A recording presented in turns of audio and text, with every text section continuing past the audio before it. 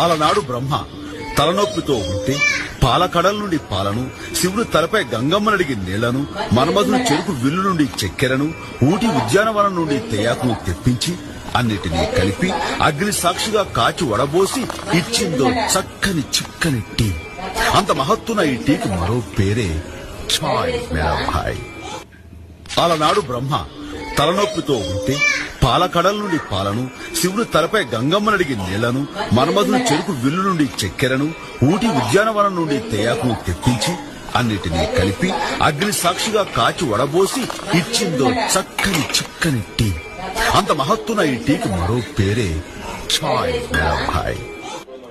అలనాడు బ్రహ్మ తలనొప్పితో ఉంటే పాలకడల నుండి పాలను, శివుడు తలపై గంగమ్మనడిగి నీళ్లను, మన్మధుని చెరుకు విల్లు నుండి చక్కెరను, ఊటి ఉద్యానవనం నుండి తేయాకును తెప్పించి అన్నిటినీ కలిపి అగ్ని సాక్షిగా కాచి వడబోసి ఇచ్చిందో చక్కని